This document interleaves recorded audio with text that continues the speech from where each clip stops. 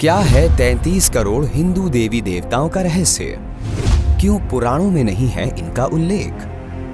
नमस्कार, स्वागत है आपका आपके अपने चैनल एस्ट्यूट परसेप्शंस पर। आपने कई लोगों को कई बार कहते हुए सुना होगा कि हिंदू धर्म में 33 करोड़ देवी देवता हैं। पर क्या ये वाकई सत्य है? क्या वाकई सनातन धर्म में 33 करोड़ देवी देवता हैं? यदि हाँ, तो ऐसा कौन है जो इन 33 करोड़ देवी देवताओं के विषय में जानता है या फिर इनके नाम जानता है? क्या ऐसे कोई वेद या पुराण हैं जहां हमें इन देवी देवताओं के नामों का उल्लेख मिल सके? यदि आप सोच रहे हैं कि वेदों या उपनिषदों में इनका उल्लेख आपको मिल जाएगा तो जरा ठहर जाइए, क्योंकि वेदों अथवा उपनिषदों में आपको 33 करोड़ देवी देवता ढूंढने से भी नहीं मिलेंगे। किंतु यदि आप 33 करोड़ देवी देवता खोजें तो आपको उनका उल्लेख अवश्य मिल जाएगा। अब आप बोलेंगे कि दोनों में क्या अंतर है और काफी बड़ा अंतर है। ये आवश्यक नहीं कि एक शब्द का एक ही अर्थ हो। किसी भी भाषा में एक शब्द के एक से अधिक अर्थ होना स्वाभाविक है। जिस तरह अक्ष एक शब्द है जिसके कई अर्थ हैं, इसका एक अर्थ ज्ञान होता है, एक अर्थ रथ होता है, तो वहीं पहिया और आंख, इन दोनों शब्दों के लिए भी अक्ष शब्द का प्रयोग किया जाता है। यह नियम कोटि शब्द पर भी लागू होता है। जब वेदों और उपनिषदों का अनुवाद संस्कृत से दूसरी भाषाओं में किया जा रहा था, तब कोटि शब्द का अर्थ करोड़ मान लिया गया। हालांकि यहाँ कोटि शब्द का अभिप्राय प्रकार से था। करोड़ और प्रकार ये दोनों कोटि शब्द के ही पर्यायवाची हैं। संभवतः इसलिए ये त्रुटि हो गई। वेदों में लिखे 33 कोटि देवताओं का अभिप्राय 33 करोड़ से नहीं, बल्कि 33 प्रकार के देवी देवता, या यूं कहें कि 33 उच्चतम भगवानों से था। मान्यता तो ये भी है कि इन 33 कोटि देवताओं का वास गौ माता में होता है। इस विषय में कभी और चर्चा करेंगे, अभी आगे बढ़ते हैं। तो वेदों के अनुवाद के समय हुई एक छोटी सी भूल के कारण ये मान्यता स्थापित हो गई कि सनातन धर्म में 33 करोड़ देवी देवता हैं। इस भूल के कारण संख्या में बड़ा फेरबदल हो गया। 33 कोटि 33 करोड़ बन गया। और क्योंकि अधिकांश व्यक्तियों ने संस्कृत के बजाय अनुवादित भाषाओं में वेदों और पुराणों का अध्ययन किया है, इसलिए ये सब 33 कोटि को 33 करोड़ मान बैठे। 33 कोटि देवी देवताओं में 8 वसु होते हैं, 11 रुद्र हैं, 12 आदित्य हैं और 2 अन्य अव्यय होते हैं। 8 वसु प्रकृति के भागों का प्रतिनिधित्व करते हैं, या यूं कहा जाए कि ये प्रकृति के भागों को दर्शाते हैं। वसु अर्थात हमें वसाने वाले। इन 8 वसुओं में हमारी आत्मा का वास होता है।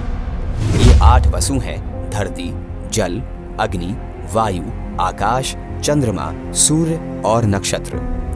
यह 8 वसु प्रजा अथवा मनुष्य को धारण करने वाले होते हैं अथवा उनका पालन करने वाले होते हैं। इन्हें कुछ अन्य नामों से भी जाना जाता है। इन 8 वसुओं को अपस, ध्रुव, सोम, धरा, अनिल, अनल, प्रत्युष और प्रभास के नाम से भी जाना जाता है। अपस का अर्थ होता है जल। ध्रुव का अभिप्राय ध्रुव तारा से है। सोम का अर्थ है चंद्रमा। धरा का अर्थ है पृथ्वी। अनिल का अर्थ है वायु। अनल का अर्थ है अग्नि। प्रत्युष का अर्थ है अंतरिक्ष और प्रभास का अर्थ है अरुणोदय, जिसे सूर्योदय भी कहा जाता है। अब आगे बढ़ते हैं और 11 रुद्रों के विषय में चर्चा करते हैं। रुद्र शरीर के अवयवों को दर्शाते हैं। ऐसा माना जाता है कि इनके होने से ही मनुष्य जीवित है, अर्थात 11 अव्यय, या यूं कहें कि 11 रुद्र जब मनुष्य के शरीर से निकल जाते हैं तो उसकी मृत्यु हो जाती है।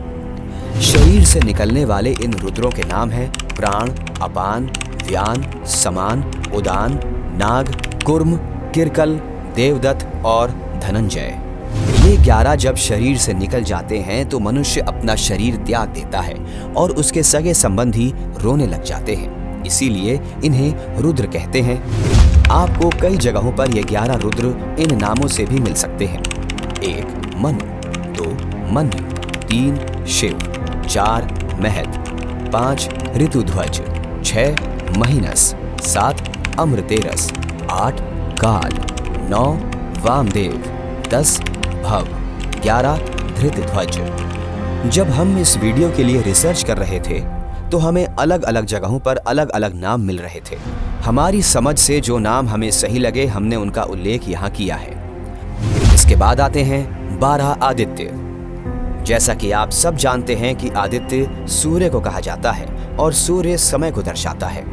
भारतीय कैलेंडर सूर्य पर आधारित होता है और समय के 12 माह को आदित्य कहते हैं, क्योंकि ये 12 आदित्य मनुष्य की उम्र को कम करते हैं, या यूं कहें कि उनकी उम्र को हर लेते हैं। जैसे जैसे समय बीतता जाता है मनुष्य की आयु घटती जाती है।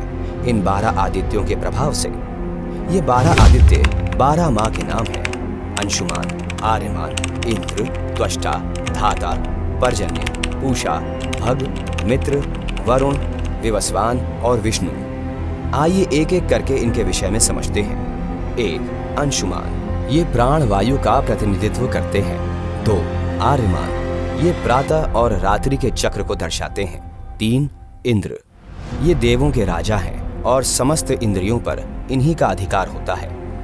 4. त्वष्टा, ये वनस्पति और औषधियों का प्रतिनिधित्व करते हैं। 5. धाता, ये प्रजापति के रूप में हैं, इन्हें सृष्टिकर्ता भी कहा जाता है। 6. पर्जन्य, ये मेघों का प्रतिनिधित्व करते हैं जो वर्षा के कारक हैं। 7. पूषा, यह अन्न का प्रतीक है तथा उसमें उपस्थित ऊर्जा, स्वाद और रस को दर्शाते हैं। 8. भग, ये शरीर में चेतना, ऊर्जा शक्ति, काम शक्ति तथा जीवंतता की अभिव्यक्ति को दर्शाते हैं। 9. मित्र, ये सृष्टि के विकास के कर्म को दर्शाते हैं। 10. वरुण, यह जल का प्रतिनिधित्व करते हैं तथा भाग्य को भी दर्शाते हैं। 11. विवस्वान, ये तेज और ऊर्जा का प्रतिनिधित्व करते हैं। 12. विष्णु, ये ब्रह्मांडीय कानून और उसके संचालन का प्रतिनिधित्व करते हैं। अब बात करते हैं 2 अन्य देवों अथवा अव्ययों की। कुछ लोग इस श्रेणी में इंद्र और प्रजापति की गणना करते हैं, तो वहीं कई लोगों का मानना है कि यह स्थान अश्विनी कुमारों को प्राप्त है। 8 वसु, 11 रुद्र, 12 आदित्य, इंद्र और प्रजापति को मिलाकर 33 कोटि देवता संपूर्ण होते हैं, जिनका वर्णन वेदों और उपनिषदों में अंकित है। उम्मीद है आप समझ गए होंगे कि सनातन धर्म में 33 करोड़ नहीं बल्कि 33 कोटि देवी देवता हैं, और यह सब अव्यय मनुष्य जीवन से जुड़े होते हैं और मनुष्य जीवन में इनका विशेष महत्व भी होता है।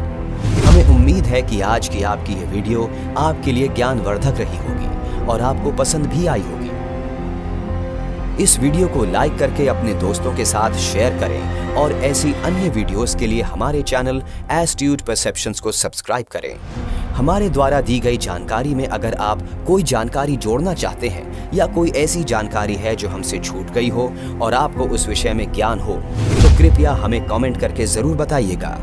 हम उस पर जरूर ध्यान देंगे। फिर मुलाकात होगी आपसे एक नई वीडियो के साथ। तब तक के लिए मुस्कुराते रहिए, खुश रहिए और अपने और अपनों का ध्यान रखिए। नमस्कार।